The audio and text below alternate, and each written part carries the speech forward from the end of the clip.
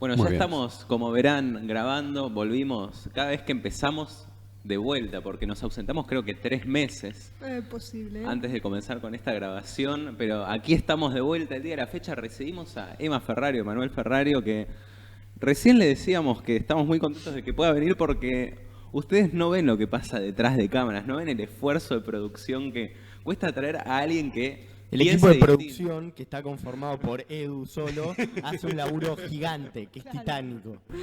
Pero no saben lo que nos ha costado traer gente así que le agradecemos un montón No, por haber gracias venido el por día de la invitarme. fecha. Eres el vicepresidente primero de la legislatura y el vicejefe de gobierno de la ciudad. Esa es la primera pregunta que queríamos hacer. ¿Cómo es eso? Bueno, primero, gracias por invitarme. Se escucha bien, ¿no? Sí, estoy bien. Gracias por invitarme. La verdad, me divierte un montón estar charlando con ustedes acá.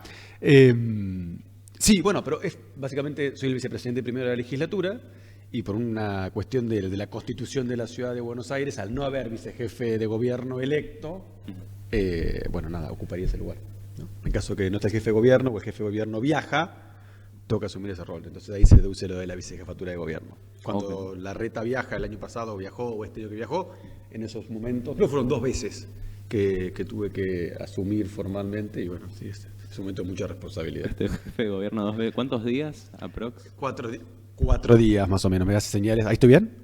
Perfecto. Discutiendo cómo queríamos arrancar la entrevista, nos dimos cuenta, en realidad es lo que hacemos siempre, habitualmente, Sí, que cambiar. Básicamente, nos dimos cuenta de que no nos gusta. Mejor no cambiar. Sí, porque mejor no cambiar. Queremos arrancar desde tus comienzos, desde el secundario, si vos militabas, ¿cómo era eso? O sea, ¿cómo fue desarrollándose tu carrera como político? ¿Cómo te fuiste metiendo en la política de a poco? Dale. Bueno, yo fui a un colegio, a una escuela muy chica, muy chica. ¿Cuántos tiene el Nacional? ¿Cuántos alumnos tiene? 2000 estudiantes, 2000. Sí. 2000. Bueno, mi escuela tenía en ese momento 54. Ok. 54 en total, ¿no? Era polimodal porque era provincia. 54 alumnos totales, era una escuela rural. Entonces, básicamente yo hice todo en este pueblo que se llama Rafael Obligado. Mi pueblo, digo, en este pueblo me van a matar. En mi pueblo se llama Rafael Obligado, que tiene hoy, en ese momento, hoy tiene 700 habitantes. Cuando yo me fui tenía 500 en total. Hice inicial, primario y secundario en esta escuela. Estudié ahí, hice toda mi carrera ahí. Y cuando estaba en 5º año, yo participé durante todo el polimodal en modelos de Naciones Unidas. Sí. En varios, como en 9 participé. Y me fue muy bien en dos de los nacionales que participé. Gané uno de los nacionales. Y cuando ahí me entero que ¿Siendo había... qué país? ganaste? Irak, era embajador de Irak. Ok. Y tuve un récord de ver, en ese momento, no sé ahora, que era estar 7 horas en una sesión del Consejo de Seguridad, discutiendo preguntas. ¿Viste? Así que se me banqué eso solito en la legislatura. Nada, estuve ahí 7 horas siendo Irak y gané como mejor embajador nacional. En el Palomar era ese modelo. Y ahí me entero que esta organización daba becas, facilitaba, qué sé yo, como una universidad para estudiar relaciones internacionales. Imagínate que en Rafael Obligado, en mi pueblo, no había mucha gente que estudiaba relaciones No internacionales. había muchas universidades que den relaciones No, internacionales. no hay ahí en ninguna Rafael universidad. Obligado. La más cerca es en Junín, que se llama la UNNOVA, pero ni siquiera tenía la carrera de ciencias políticas o relaciones internacionales. Era derecho en ese momento, ¿no? Que era como la alternativa. De hecho, empecé a hacer UBA 21, porque era, bueno, a ver si finalmente estudiaba abogacía y qué sé yo. Cuando me entero de estas relaciones internacionales, digo, quiero ser embajador. Pero la verdad, antes de pensar en Buenos Aires, pensé en otras. Típico, imagínate, venir de un pueblo de 500 personas, yo no había venido nunca a la ciudad de Buenos Aires, es como, te querés morir, el cagazo de che, ¿qué significa venir a la ciudad de Buenos Aires? Entonces pensé en un montón de alternativas. Finalmente, gano este lugar, me entero que está la Universidad de Itela, cuando estudiaba Relaciones Internacionales, me llegaron una beca para venir a estudiar a la Universidad de Itela, estudio en la Universidad de Itela, 4 años, y ahí conecté si querés, más con la política y con pensar esto, pero siempre en política exterior. Me fui a trabajar al Grupo Techín, estuve en el Grupo Techín 4 años, y luego ahí como que tuve más claro qué era lo que quería hacer. Pero volviendo a tu pregunta, en el secundario, digo, mi foco era básicamente las Naciones Unidas, ser embajador, me conectaba con la política desde ese lugar, con la política internacional.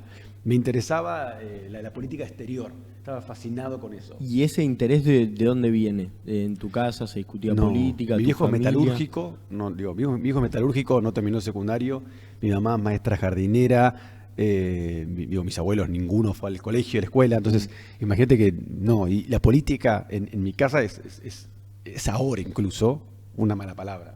Ok. Como para mis viejos, Sí, sí. cuando yo les dije que dejaba Techint y me iba a trabajar al Congreso de la Nación, fue como, ¿qué le pasa? ¿Entendés? ¿Qué le pasa? Es como que no sabía que era peor, gay o esto para ellos. Pero es como, dijeron, no, bueno, por lo menos es gay. Dijeron, es como, no, mentira, mis hijos son los más y es un chiste. Pero fue como, digo lo de gay y Techint, porque para mí lo de Techint es haciendo mi viejo metalúrgico, y yo no le había contado a mi viejo. Es como en el ese momento. objetivo máximo. Era el objetivo de él, era su Sí, sueño. sí, sí. Su sueño era trabajar en Techint, ¿entendés? Y conocer que era Techint. Entonces fue, y yo creo que de alguna manera, después de muchos años de terapia, de haberlo hablado, fue como una manera de tildar y decir, bueno, está bien, todavía no te conté que soy gay, pero estoy haciendo Ya le tu cumplí sueño a mi en otro familia. aspecto. Le cumplí. Mirá. Fue así. ¿Y en Me dónde, fui por las dónde ramas, decís que nació ese interés? ¿En el secundario? ¿Por dónde te pasó? ¿Por dónde arrancó? Yo creo que fue... ¿Algún profesor? Sí, fue una profesora, definitivamente. Fue una profesora que anoche soñé con ella. Debe ser porque estuve viendo las historias en Instagram del Día del Profesor y qué sé yo, y me acordé. Una profesora que se llama Laura Manacorda, que ella no era de Rafael Obligado, y que me vio que yo tenía mucho interés y que me gustaba estudiar y que me gustaba formarme. Y me dijo, che, escúchame, está esta oportunidad, ¿por qué no participamos? ¿Por qué no vemos cómo te va? Armá un equipo. Yo armé el equipo, armé la delegación, y fui como quien impulsó eso en toda mi escuela. Y armé varias delegaciones y la verdad que intenté que eso se mantenga. Y ahí conecté, ¿eh? Fue como que descubrí competir por algo. ¿De qué que grado me o motivó. año era? Yo arranqué en Esta primer... profesora. ¿De qué año? Sí. Fui de haber sido primer año del Polimodal, Laura. Primer año del Polimodal. Daba historia. Ella daba historia. Una gran profesora. Y de esas profesoras, viste, que no sé, a usted les debe pasar. En mi momento era la profesora que te decía, che, tenés que estudiar. Porque de vuelta no era tan común que la gente se vaya del pueblo a estudiar a otras ciudades, quizás a Junín, algunos a Rosario, pero Capital era como la última opción, no era lo más natural, ni en pedo. Encima sin ir a la UBA. No, claro, era como era muy distinto, y para mis viejos tampoco entendían lo que era ir a una universidad privada, porque porque yo gané una beca, que era un porcentaje, un préstamo, y una parte tenía que era el 10% que tenía que pagarlo. Sí. Que me acuerdo que en ese momento eran 70 pesos, una cosa así, que era como, era un tema. Estamos hablando del año 2003, 70, sí, una cosa Y así. cuando vos terminás el secundario, ¿cómo es ese 300. periodo cuando vos lo terminás? ¿Cómo entrás en el sector privado y cómo fue tu experiencia también trabajando en Grupo Techint? Yo entro a Techint después de recibirme, cuando rindo la última materia, me postulo a las pasantías de verano. Y entro a las pasantías de verano. A mí me ha ido re bien en la universidad, re bien. ¿Ditela organiza pasantías de verano? Sí, pero igual no entré por Ditela, ok. yo entré Ah. postulándome. En ese momento no estaba tan articulado esto de que llegas a último año y te empiezan a mandar, viste, las opciones, las ofertas, para que vos te postules. Yo me entero de las pasantías, me postulo a varias. Tenía un grupo de amigos, que son mis amigos aún hoy, que se estaban postulando, y como dije, bueno, voy a hacer lo mismo, y de vuelta, por esto el mandato familiar, Techint. Me postulo, pasantía de verano, yo venía que me había ido muy bien y estaba re entusiasmado. No, me la pasé sacando fotocopia todo el verano del 2007, en el piso 13, metido en una máquina sacando fotocopias. Todos mis compañeros eran mucho más grandes que yo tenía 21, y todos tenían en promedio, no sé, mi edad, 37, 40. Pero no sé, no eran tan simpáticos como yo ahora, igual les mando un saludo, pero y bueno, nada, fue como fue un desafío grande, me quise ir, me acuerdo al principio estaba en marzo y dije, che, me voy de este lugar, me voy. Eso durante las pasantías. Sí, y después me quedé. Tuve una buena charla con mi jefe de ese qué, momento. ¿De qué trabajabas? Era yo en la era en estudios económicos. Era dentro de la constructora, había un área de estudios económicos que hacían como las proyecciones para los pliegos, las licitaciones que ellos se postulaban. Y yo ayudaba como el gerente de estudios económicos a buscar datos y a interpretar datos. Y me acuerdo que en marzo tuve una charla con quien era el director del área y le dije, che, mirá, la verdad yo no me siento tan cómodo acá, no es lo mío. Y él me dice, bueno, ¿por qué no buscamos algo más soft, más de tu perfil? Y voy a recursos humanos. Y estoy en recursos humanos, no de la constructora, sino de todo el grupo. 2 años y medio, casi 3, hasta fines del 2019, principio del 2010, que ahí tengo una charla con una profesora. Para mí las profesoras fueron siempre re importantes, todas. Sí. Siempre generé muy buen vínculo con mis profesores. En el secundario, en la universidad, cuando hice las maestrías, digo, siempre generé buenos vínculos con profesores porque los tomo como mentores para ciertos temas. Y llegué con una profesora y me dijo, che, ya está, a vos te interesa, tenés vocación política, tenés que descubrir cómo hacerlo, tenés, no sé, tenía 23, 24, hacelo. Y ahí me fui al Congreso. El papá de mi mejor amigo, a quien yo no conocía, nunca había visto ni nada, es elegido diputado nacional y le mando el currículum y me entrevista. Al principio no entendía por qué me estaba yendo de Techín al Congreso, no tenía la más pálida idea. Y lo convencí, le gustó el perfil. Y bueno, y me fui a trabajar al Congreso. Y estuve casi 4 años en el Congreso. Y cuando entraste al Congreso, ¿hubo algo que, por más que fue algo así como probar, entrar a la política, etcétera, pero hubo alguna cuestión que haya pasado en la política nacional que te haya llamado en sí? A ver, sí, bueno, ese año se estaba discutiendo la ley del matrimonio igualitario. Ahí va. Y para mí era re importante. Entraste justo ahí en 2010. Sí, para mí era re importante. Para mí era re importante ser parte de ese debate. ¿Vos con quién trabajás? Con Ricardo Gilavedra, que él votó a favor. Mira. Que él votó a favor, pero él dio todo un proceso de discusión sobre el tema. ¿Cómo fue eso? A ver, se empieza a impulsar la agenda y él me dice a mí, me dice, che, yo estaba a cargo de ciertos temas en el despacho, todavía no era su jefe de despacho, era asesor de él, y él me dice, che, ayúdame con este tema. Articulemos como las distintas posiciones de jurisprudencia internacional, quiero entender un poco distintos tipos de argumentos y discutámoslo y pensémoslo. Él tenía una postura, pero quería construir un discurso que realmente explique su postura frente al electorado y él quedarse como conforme, que lo estaba haciendo con todo el sustento y convicción. Y bueno, lo ayudé en ese proceso y fue re interesante, porque participé de un montón de charlas, de reuniones, de movilización. Estuvo muy bueno. Sí. Y fue como mi primera, si querés, conexión fuerte. Significativo. Sí. Y estuvo buenísimo arrancar en política con eso. A mí me encantó, me pareció excelente. Y antes, quiero ubicarme en la línea de tiempo, porque vos terminás tu carrera en la DITELA. ¿Y cuándo haces las maestrías en Stanford y en Harvard? ¿Cómo fue eso? Cuando después de estar en el Congreso, 3 años y medio, 4, 2012, 3 años y medio, yo estoy 2010, 2011, a mitad del 2012. 2012 yo me postulo para irme a estudiar una maestría en políticas públicas y ahí me voy a Stanford.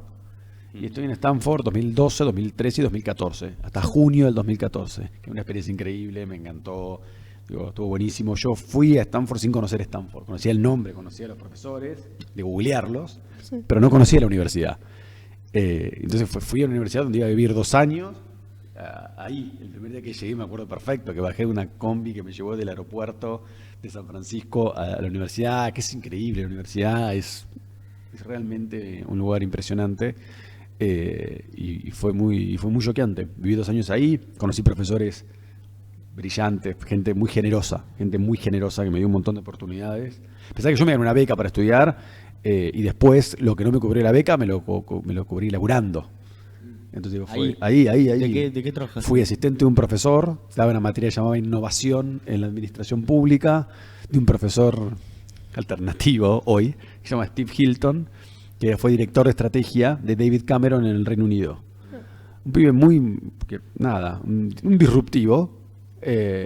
Ahora no coincidimos políticamente, pero desde lo intelectual académico, muy interesante. Dio esa materia de innovación. Fui asistente de Francis Fukuyama, que también es un politólogo, trabajé con él 2 años. Fui asistente de un profesor que se llama Larry Diamond, que también es politólogo, es un especialista en estudiar la calidad de la democracia en el mundo. Esas 3 cosas. Y fui director de investigación de un expresidente peruano que estaba en Estados Unidos, que se llama Alejandro Toledo, de los 4. Que eso me presentó a la universidad. Entonces trabajé con los 4 durante los 2 años y con eso me pagué lo que no me dio la beca. ¿Y qué te llevaste de esas experiencias de trabajar con ellos 4? Bueno, de Fukuyama principalmente la rigurosidad del trabajo, ¿no? La rigurosidad con la que construye la investigación, el pensamiento crítico, el método de laburo, el método para construir cada capítulo de su teoría, de sus libros. Es un pibe, le digo, me voy a escuchar, pero un bofe. Es un señor que realmente tiene una capacidad de articular hipótesis y de testearlas y de comprobarlas que es admirable. Y muy generoso, muy generoso. Una persona que se llamaba a su oficina, siempre como reuniones muy cortitas, ¿no? De 15 minutos, 10 minutos, pero era como cero charla introductoria al hueso directamente. ¿Qué opinas de tal cosa? Y bueno, siempre te escuchaba, siempre quería saber, eso también. Y una cosa que me llevé que me parece re importante, que acá todavía creo que tenemos que mejorarlo en la relación profesores-alumnos, que es que siempre tienen 5 minutos para recibir a los alumnos. Sí. Siempre. No importa cuántos libros, cuántos doctorados, cuántas entrevistas, cuán famosos sean, siempre tienen 5 minutos los profesores de la universidad para recibir a los alumnos. Siempre. Y eso a mí me parece increíble. Es como que un pibe... aparte, ¿cómo lo conocí yo a él? Yo le mando un mail cuando llego y le digo, che, bueno, voy a ser estudiante en Stanford y una de las razones por las cuales vine es porque algún día me gustaría tomar alguna de sus clases. Y él me responde y me dice... Probaste suerte a ver si... Manda un mail, Sí. pero manda un mail, digo, el mail que está hoy en el sitio web de la universidad, que puedes mandarle vos. Y el pibe me responde y me dice, de vuelta el pibe, me responde y me dice, Emanuel, te quiero ver el jueves a las 9 de la mañana. Parece un chabón copado. Es re copado, hablé antes ayer con él, es muy copado, es un señor muy copado. Y bueno, y fui, y me quedé ahí de vuelta, 10 minutos, no importa, pero esos 10 minutos me bastaron para establecer un vínculo y una amistad hace ya 10 años de conocerlo. Entonces digo, no sé, eso creo que es una de las cosas que me llevo, que está buenísimo, que esto de generar redes Sí. y de animarte a contactar gente que te puede inspirar o que te pueda ayudar a pensar mejor o que te pueda desafiar lo que pensás. Y creo que está buenísimo eso y eso es algo que me llevé y que es muy típico del sistema educativo, al menos de esta universidad. Y después vos volvés a trabajar otra vez acá después de 2013, decís. 2014. 2014. Yo ahí me sumo al PRO. Ahí me sumo al PRO. Yo ahí empiezo a trabajar en el PRO. Yo vuelvo, 2014, vuelvo un fin de semana por una cosa personal y ahí empiezo a buscar a ver qué hacer en Argentina. Y no tenía Estás dudas. decidido a trabajar acá, ¿no? Estaba decidido a volver. Sí, estaba decidido a volver a Argentina. Siempre estuve decidido a volver a Argentina. A ver, mi pareja estaba acá, entonces era como yo tenía ganas de volver acá, obvio. Pero, digo, sí, estaba convencido en volver. Y ahí tenía como dudas. No sabía si ir al sector privado, al tercer sector o al sector público. Mi único contacto con el sector público era mi ex jefe en ese momento. Entonces, y ahí encuentro en LinkedIn que había una búsqueda para un área de planificación y control de gestión. Y a mí lo que me interesaba era el área. Entonces escribo. Y me escribe la jefa de gabinete, me entrevista cuando vengo a Argentina y me dice, bueno, conocí al subsecretario, conozco al subsecretario. Yo no estaba convencido de sumarme al PRO, no estaba convencido. Porque venía del radicalismo, entonces O como sea, no te sabía... sumaste directo como funcionario. No, pará. Me entrevista el subsecretario, yo me voy de esa entrevista como no tan convencido, me llama y me dice, quiero que te conozca a alguien, vente esta noche a una entrevista a las 8 de la noche. Y ahí lo conozco a Horacio. Ah, ¿Vos no sabías que te ibas a Directo juntar con él? No, lo conozco esa noche a Horacio. Me entrevista a Horacio en un café. Te pusieron muchas fichas. Sí, la verdad que sí, estuvo buenísimo, Mirá. estuvo buenísimo. Y ahí él te convence. Sí, él con su estilo, no sé si lo conocen, pero tiene un estilo muy particular y me dice, ¿qué quieres hacer? Digo, no, bueno, yo quiero trabajar en esto, lo otro, bla. No hay mejor lugar para hacerlo que desde el gobierno, es acá, tenés que sumarte, súmate al equipo, vas a hacer esto, bla. Bueno, me convenció. Y le dije, bueno, está bien, vuelvo en junio. Y volví en junio y me sumé. Y te empecé a trabajar, pero como analista, Empecé como analista de la Subsecretaría de Planificación y Control de Gestión, después fui jefe de gabinete de la Subsecretaría, después fui jefe de gabinete del Ministerio de Desarrollo Urbano de la ciudad. Eso era el trayecto de haber sido un año, desde junio del 2014 a enero del 2016, un año y medio. Sí.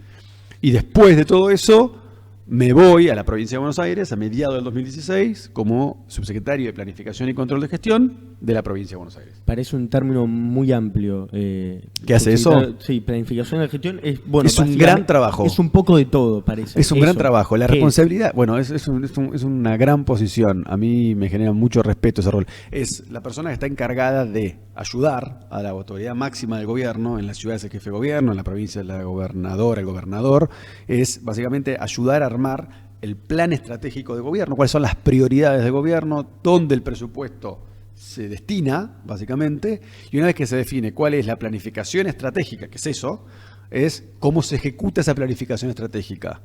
Y también es la que está encargada, o al menos estaba encargado cuando yo tenía cargo, de pensar por fuera de la coyuntura las medidas más a mediano plazo. Entonces vos tenías como 3 áreas. Tenías un área de planificación estratégica, ¿no? Que esto es, esto es como una estructura muy básica de planificaciones. ¿Cuál es tu visión? ¿Cuál es tu legado? ¿Cuáles son los ejes de trabajo? ¿Cuáles son los proyectos? ¿O proyectos qué presupuesto tienen? Esa es la estructura típica de cualquier plan. Vos tenés eso, ¿no? Visión, legado, eje, proyecto, presupuesto. Y un Gantt, una hoja crítica. Es el caminito. ¿Cuál es el caminito que vos necesitas hacer para que eso se cumpla en tiempo y forma? Son los 2 recursos escasos que vos tenés en una organización más en el gobierno. Guita y tiempo. Entonces tenés que ser muy responsables con respecto a eso. Entonces esa es un área. La otra área que es clave es control de gestión. ¿Qué hace control de gestión? Es una vez que vos definís cuáles son esos proyectos, cuál es el tiempo, cuál es el presupuesto, lo toma y dice, ¿esto no está ejecutando el proyecto como se comprometió que lo iba a hacer? ¿Esta semana tenía que hacer esto, sí o no? ¿Lo hizo? No, no lo hizo. Ah, bueno, ok, perfecto. ¿Por qué no lo estás haciendo? Y no es un enfoque policíaco, no, es un enfoque, necesitamos saber qué está pasando para que no se pueda ejecutar ese proyecto, para poner el gobierno a disposición de que eso suceda. Y también hay mucho de aprendizaje, porque probablemente lo que te pase a vos, sirve para lo que le pase a Eduardo. Entonces, como esa área tiene ese laburo de buscar como aprendizajes y mejorar el gobierno para que no se vuelva a repetir. Y acá está la tercera área que yo les decía, que tiene como 2 patas. Una que es de evaluación del gasto, de la inversión, es tratar de hacer todo el mejor análisis costo-beneficio de cada inversión, y otro que son las medidas más a mediano plazo, lo que tiene que ver con evaluación de impacto de las políticas públicas, lo que tiene que ver con reformas más estructurales, que muchas surgen de aprendizaje de cosas que no se cumplieron y otras que no, que tienen que ver con la visión. Eso es lo que hace la subsecretaría de planificación, o el área de planificación y control. O sea, de gestión. todo, lo que dije, todo, sí, se hace de todo. Los que hacen son los ministerios. Claro. Vos Los que hacen, supervisás exactamente, todo. es un Sí, rol sí, más sí. es un rol macro de gobierno donde vos facilitás. Yo digo facilitás, porque hay como 2. Cuando me ponga plomo con el tema, díganme, porque yo soy como un fanático, de esto puedo hablar un montón. Hay como, si quieren, como 2 enfoques de esto. Está el enfoque de el que hace planificación y control de gestión de un área, de un gobierno, supervisa, controla, ¿no? Y está midiendo qué hace el resto, y tiene como ese rol. O está el otro que te dice, bueno, el que hace planificación y control de gestión directamente hace. Entonces define la política pública. Para mí no es ninguna ni la otra. No es ni el control ni definir la política pública. La política pública la define el ministerio, la ministra, el ministro que está a cargo de esa área. Para mí es clave eso. No hay nadie que sepa más que el que pone la cara todos los días y el que está ahí poniendo el cuerpo. Que los ministerios tengan su independencia. 100%. De gestión central. Para mí el rol, al menos como siempre lo concebí yo, el rol era de facilitar. Era esto, estamos para facilitar. Estamos para ayudar. Como te ayudamos a planificar, te ayudamos a identificar desvíos, te ayudamos a corregirlo. Yo no aparecía en ninguna foto, no cortaba ninguna cinta, no estaba en ningún lado. Mi rol era un rol 100% de escritorio. Y me parece que eso para mí es clave para poder funcionar. ¿Y vos ahí, bueno, hasta qué año estás con María Eugenia? Yo estoy hasta el 10 de diciembre del 2019. Hasta el último día Hasta de el gobierno. final. Debo ser uno de los últimos en irme de la provincia. Sí. Ok. Pero ¿cómo fue esa transición a la política, pero elegida a través del voto? Bueno, ese mismo día, el 10 de diciembre del 2019, hasta el mediodía estoy en la provincia y a la tarde debo haber asumido como jefe de asesores de la reta en la ciudad. Claro. Y yo vuelvo al equipo donde había arrancado mi carrera en la gestión, asumo como jefe de asesores de Horacio.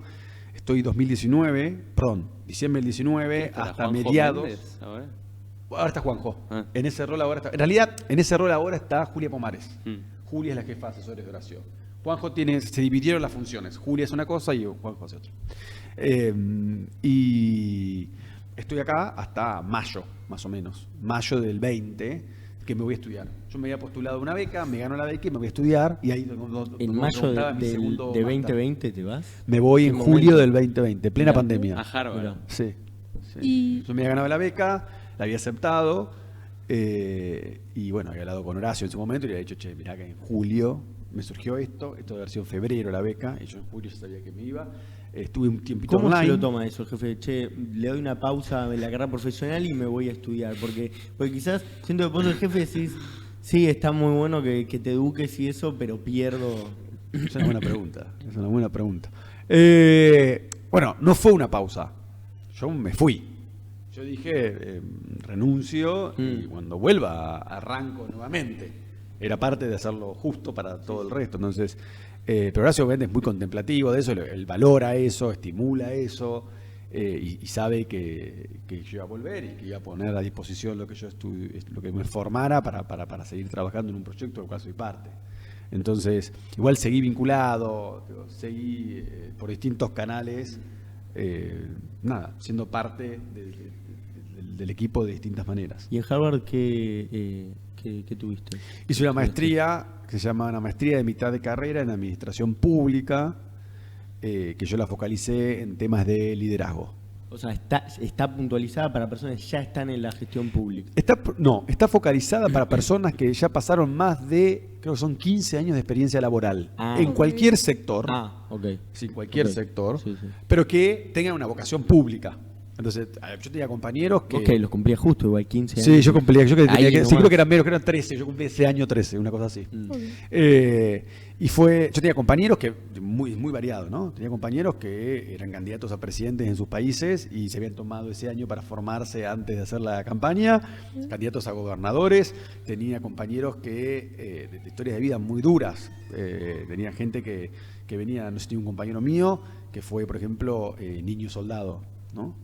Y obviamente, venía una historia muy dura, había trabajado en el sector privado y había logrado como trabajar eso de su vida personal y estaba dispuesto a dar un salto hacia la política pública.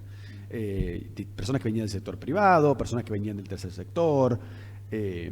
Tuve, no sé, compañeros que fueron presos políticos.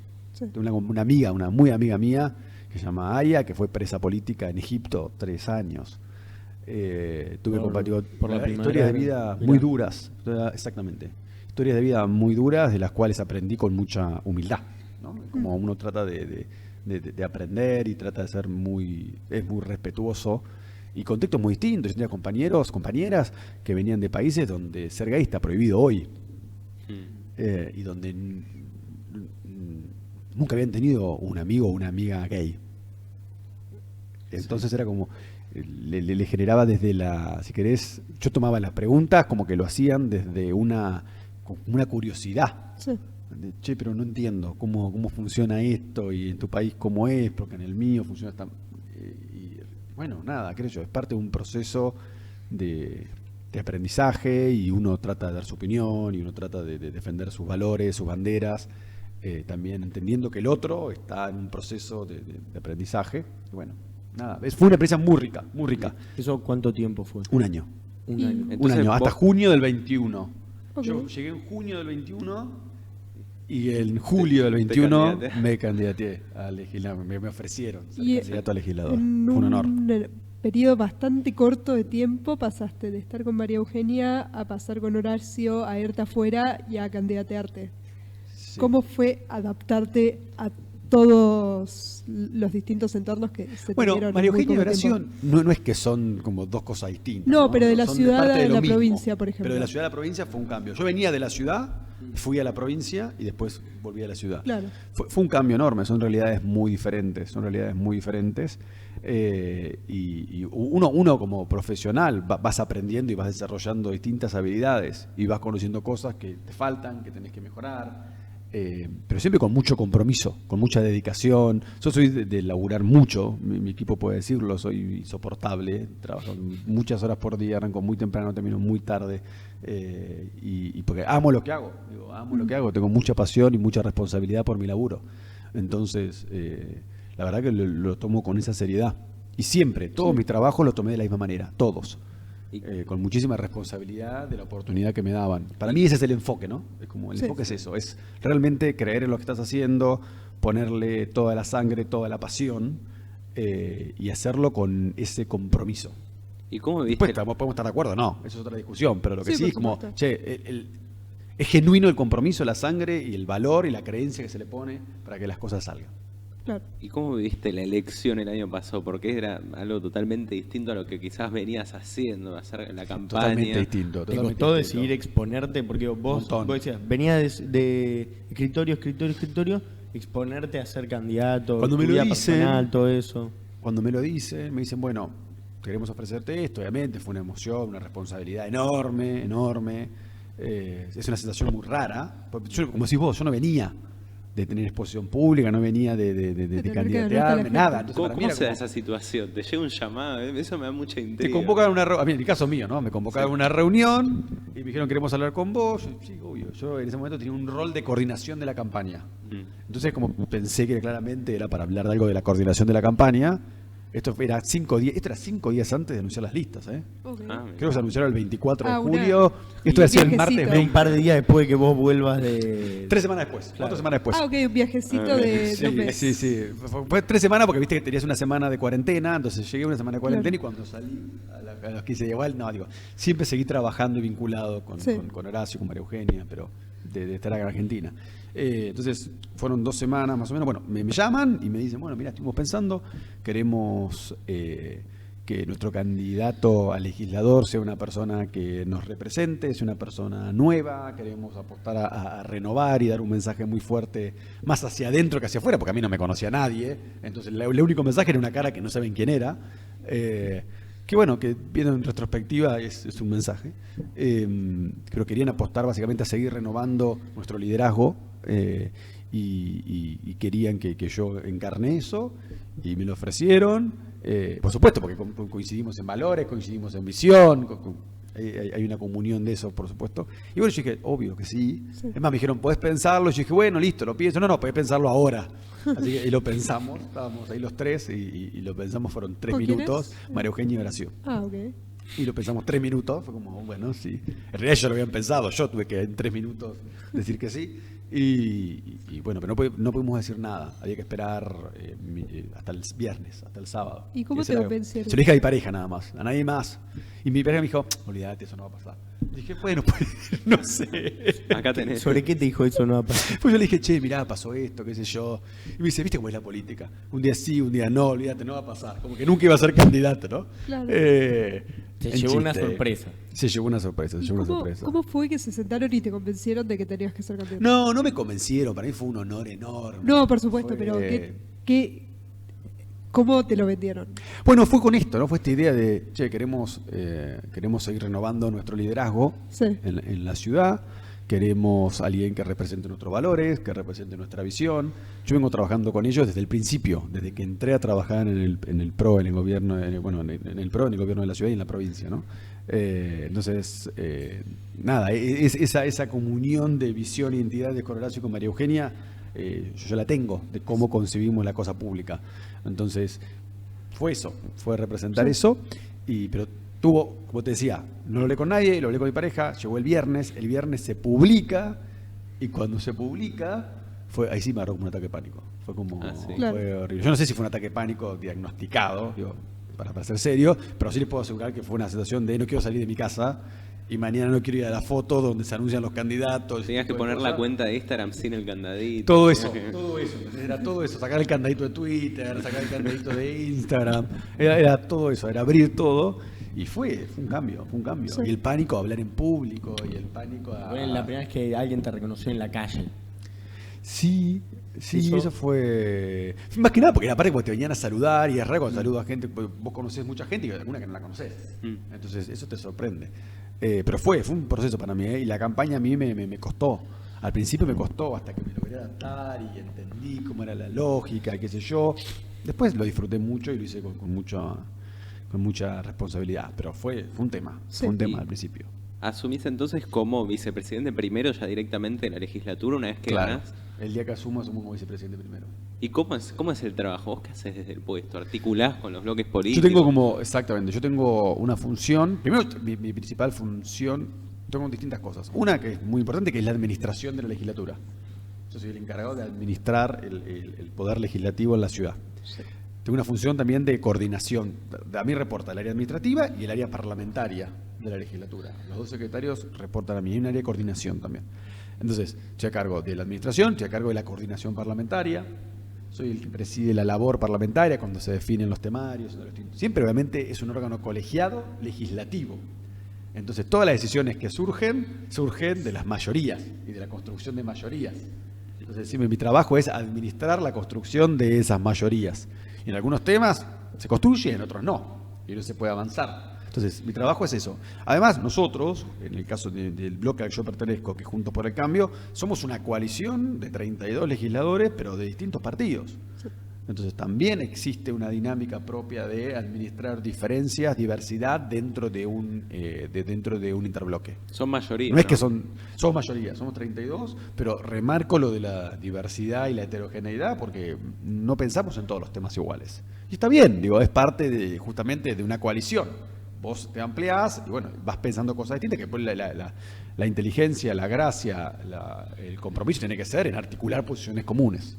Y ese es el trabajo también que yo hago junto con el presidente del interbloque, con los presidentes de los bloques. Y también tengo que trabajar todo el tiempo con la oposición, de todo tipo de oposición que tiene la legislatura. Con la izquierda, con los liberales, con el Frente de Todos, con todos. Es parte de mi trabajo, articular para que funcione el poder legislativo. ¿Y cómo es a la ciudad hoy en día? O sea, vos, quizás a la legislatura también en específico, me gustaría ver cómo la agarraste vos, cómo asumiste el cargo y cómo la ves hoy en día, cómo es quizás esa relación con la oposición, con la izquierda. O capaz también con cómo la viste en campaña. Una vez que te dicen, che, vas a ser candidato, se te vienen 25 ideas por la cabeza, asumo.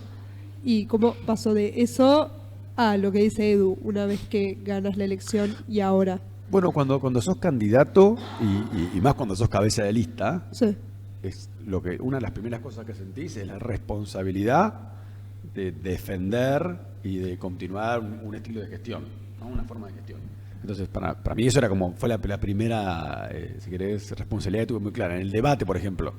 Sí. En el debate para mí era muy claro que yo era el representante de un gobierno que tenía en la ciudad una X cantidad de tiempo y de una serie de transformaciones, que el resto no iba a estar de acuerdo, pero mi responsabilidad era defender eso y era lo que yo creo. Entonces, eso fue un lado. Y en la legislatura, nosotros estamos laburando, si querés te cuento un poco hacia adentro cómo lo estamos laburando. La legislatura tenemos como un plan que lo que busca es, por un lado, estamos avanzando bastante con los distintos presidentes de bloque, porque remarco esta idea de que todo lo que sucede en la legislatura es producto de consensos. Y yo creo mucho en eso. Yo creo que las medidas que se hacen y que perduran en el tiempo son las que se logran consensuar. Perdón, efectivamente, Sí. ¿ustedes no tienen en ningún punto mayoría automática como bloque de Nosotros como interbloque somos 32, la Como mayoría interbloque, sería, sí. como interbloque tendríamos Claro. 32, somos la Por eso, 31 es pero el sí quórum. tenés que trabajar esa mayoría con el interbloque. Todo el Ok. tiempo, Sí, todo sí. el tiempo. Y ahora construimos con otras fuerzas. Por ejemplo, yo propuse la ley de bonificación de ingresos brutos. La aprobaron los 57, sería faltaban 3. Pero la aprobaron los 57 legisladores. Y yo la trabajé con igual intensidad con el Frente de Todos, con la izquierda, con los liberales, con Interbloque. Digo, hay estilos y vocación de cómo uno concibe la construcción de alternativas, de política, de poder. Yo creo en eso. Claro. Y yo digo, nunca dejo de hablar ni con el Frente de Todos, ni con la izquierda, ni con los liberales para una medida que considero que se puede. Después, digo, ¿estamos de acuerdo o no estamos de acuerdo? Y llega un momento donde vos debatís y tenemos dos visiones distintas, bueno, en un momento hay que avanzar. Pero en general, digo, ese diálogo existe. No sé, cuando se hizo la reforma del estatuto docente, fue una ley que aprobó el interbloque Juntos por el Cambio, pero hubo varios artículos que aprobó también el Frente de Todos y que aprobó la izquierda. Entonces, digo, también pasamos a una instancia donde quizás hay aprobaciones de leyes en general que se aprueban de una manera, en particular, que se aprueban de otra. Digo, y es parte de una dinámica propia de estar en coalición sorprende y todos de los días. dialogar. ¿Cómo? Te sorprende todos los días con... Todos los días, todos los días. Y es un aprendizaje, ¿eh? Sí. Como decís vos, yo asumí como vicepresidente primero. Entonces estoy haciendo el aprendizaje a la vez, de una cosa y de la otra. Difícil de nombrar el cargo, ¿no? Vicepresidente primero, sí, es largo, Sí, es medio largo, es largo, es largo. largo, es largo. Eso, retomando lo que vos dijiste sobre el proyecto de legislatura en torno a la ciudad. Cuando llegaste, tus primeros días, o hoy en día también, ¿cuáles crees que son las áreas más importantes en las que están trabajando? No para dentro de la legislatura, sino como legislatura con los proyectos para afuera. Bueno, para mí, a ver, hay varios proyectos. Pero, por ejemplo, el del Estatuto Docente a mí me pareció muy importante. Fue una ley que veníamos trabajando, un proyecto de ley que venía trabajando el Ejecutivo, que después lo tomó el Legislativo y que se elaboró en las comisiones, y para mí era muy importante. Era incorporar la idea de no solamente la antigüedad para el ascenso, sino también de la formación. Y era una ley que para mí fue una de las leyes más trascendentes este año de la legislatura, que como pasó al principio, pasó. Pero para mí era importante. Otra ley que era muy importante y que es muy importante fue la de incentivos para la generación de empleo en los barrios populares de la ciudad. Es otra ley que me pareció que era clave. Y se elaboró durante un tiempo en la legislatura y se aprobó. Otra ley era la de bonificación de ingresos brutos para chicos y chicas de menos de 29 años. Era un compromiso de campaña, era una ley que presenté, que era de mi autoría y también la aprobamos hace un par de semanas. Bueno, digo, yo creo que son leyes que tienen que ver con lo que tiene que ver con educación, con el desarrollo productivo de la ciudad, es clave. Y nosotros tenemos que estar laburando y empujando esa agenda. Y yo tengo una pregunta que es, en el peronismo quizás se cuestiona, o sea, se pregunta por qué no gana hace muchos años la ciudad. ¿Cuál es la clave? O quizás qué es lo que está haciendo el PRO Juntos por el Cambio para ganar hace tantos años. ¿Vos qué creés que es lo que se está haciendo? ¿Es un conjunto de cosas, las cosas que se están haciendo como para ganar? ¿Cómo? Yo digo por qué creo o por qué yo estoy orgulloso de la gestión del gobierno de la ciudad en la ciudad, a pesar de que te digo, nos faltan cosas, por supuesto, y podemos quedarnos toda la tarde haciendo el listado de cosas que nos faltan. ¿Sí? Yo te digo qué es lo que yo creo que hicimos estos años en la ciudad de Buenos Aires. Yo creo que se hizo una gran transformación en áreas clave. Yo llegué a la ciudad en el 2003. Fue el año 2003, llegué a la ciudad, ¿no? Y yo te puedo asegurar que yo tengo clarísimo la ciudad que yo encontré en el 2003 y la ciudad que tenemos hoy. Y digo, la transformación que se hizo en la ciudad, para mí es muy clara. No solamente del espacio público, de lo físico, de la infraestructura, sino lo que se hizo en educación, sino lo que se está haciendo para el desarrollo de la ciudad. Digo, nosotros creo que venimos impulsándolo de manera sostenida durante muchos años y siento que el vecino, la vecina de la ciudad lo valora. Por supuesto, ahí hay mucha gente que valora lo que hacemos y que no nos vota, muchísima. Sí. Digo, cuando vos ves los números de aprobación de la gestión de la ciudad, nos aprueba la gestión de la ciudad mucha más gente de la que nos vota. Bueno, y es parte de un proceso. ¿Cómo? ¿Por qué crees que es eso? No sé, qué sé yo. Puede haber una cuestión de que hay más de valores de identidad partidaria. Puede haber un tema de que, no sé, les gusta lo que hacemos, pero no les gusta cómo lo comunicamos, o les gusta, no sé, digo, puede haber, hay distintas razones. Pero me parece que nuestro objetivo tiene que ser seguir gobernando la ciudad de la mejor manera posible, y nosotros tenemos que, el año que viene, presentar una alternativa que sea superadora a cómo el gobierno, cómo venimos gestionando. Es complicado la ciudad. eso, plantear una alternativa que sea superadora a tu propia gestión. Bueno, pero es parte de ir creciendo. ¿Y qué crees que tiene esa alternativa superadora? Yo creo que nosotros tenemos que, durante todos estos años se hizo una gran transformación en la ciudad, pero hay cosas que tenemos que lograr seguir mejorando. Yo creo que tenemos que lograr pasar una ciudad que sea una ciudad que te ponga como en el centro a la persona, en todo sentido, ¿no? Y creo que tenemos que lograr construir toda nuestra visión de gobierno poniendo al vecino siempre a la persona en el centro, desde el desarrollo individual de la persona, el desarrollo productivo. Digo, creo que tenemos que hacer esa transformación que venimos haciendo hoy, darle como si querés, un nuevo, no sé si un nuevo enfoque, pero hay que levantarlo un poquito en ese sentido. Creo que eso es lo que tenemos que lograr avanzar. Y claramente hay hoy todavía áreas donde podemos mejorar, donde podemos seguir trabajando. Digo, tenemos que seguir generando más empleo en la ciudad. Digo, hoy en la ciudad tenemos 123.000 chicos y chicas, menos de 29 años, que trabajan informados, que no tienen empleo. Entonces digo, está bien, hay una situación macro, ¿no? Hay una situación macro que es difícil, pero no importa. Nosotros tenemos que seguir laburando para crear más oportunidades, para que se puedan generar más empleos en la ciudad de Buenos Aires. Sí, y creo que eso es un elemento clave. Y un tema que no podemos evitar porque ayer y hoy hubo paro, área de educación, ¿cómo ves en la ciudad quizás ahora, en futuro? Yo creo que, creo que hicimos una transformación enorme en educación. Yo estoy muy orgulloso de tener inglés de primer grado, programación, robótica en las escuelas de la ciudad. Estoy muy orgulloso de que tengamos la mayoría de las escuelas con jornada extendida. Creo que se está haciendo una transformación enorme. Algo muy importante, la pelea por las escuelas abiertas, la cantidad de días que las escuelas están abiertas en la ciudad. Digo, más cuando vemos la situación a nivel nacional, eso me parece que es una transformación clave de la ciudad. Y tenemos que continuar, tenemos que seguir trabajando esto. Lo del Estatuto Docente este año ayuda en ese sentido, en la formación y los incentivos a la formación docente.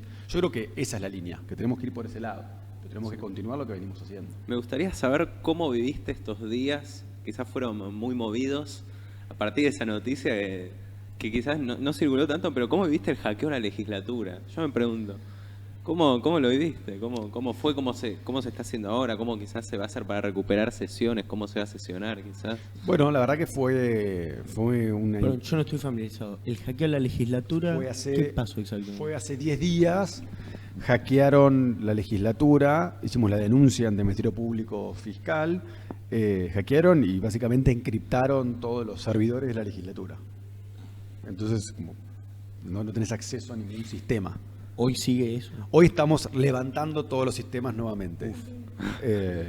La verdad que un laburo impresionante de todo el equipo de la legislatura. Todos los legisladores, una paciencia enorme, porque pensás que de golpe se apagó la legislatura. Es como un domingo de tarde, perdimos control total. Obviamente la justicia investigando. Y lo que hicimos fue armar un equipo de emergencia, un equipo de crisis, donde pudimos a restaurar los sistemas, a recuperar la información, a buscar los backups que teníamos de cada uno de los sistemas para poder ver bien cuál era la pérdida de información. Pensé que los asesores, los legisladores trabajamos con el sistema parlamentario y eso durante estos días se perdió, el acceso a la historia. Así que ahora estamos como restaurando todo eso. En estos 10 días no pudieron sesionar, no pudieron trabajar. No, trabajar sí, porque lo que hicimos fue automáticamente, esto fue el domingo a la tarde. El lunes a la mañana ya estaban como todos mecanismos alternativos para trabajar, pero por canales alternativos. Entonces algunas cosas volvimos a papel. Todo. Sí. Algunas cosas volvimos a papel. Entonces era como, bueno, está bien, pero nuestra obligación desde la administración es que todos puedan funcionar. Automáticamente formateamos una computadora por despacho, se le dio acceso para que todos puedan tener una computadora y puedan trabajar. Se buscó todas las alternativas para que la legislatura siga funcionando, pero bueno, generó una interrupción de la manera de laburo, una disrupción muy grande, un daño grande. Una cosita ya para ir cerrando, sí, que se nos va el tiempo. ¿Cómo te ves vos a futuro? ¿Cómo ves quizás el 2023? ¿Y cómo ves a tu espacio también? Yo creo que... A ver, el año pasado para mí fue mi primer año como candidato. Entonces tengo un montón para aprender, un montón para hacer. Yo voy a seguir trabajando en la ciudad. Mi objetivo es laburar en la ciudad de Buenos Aires, desde la legislatura.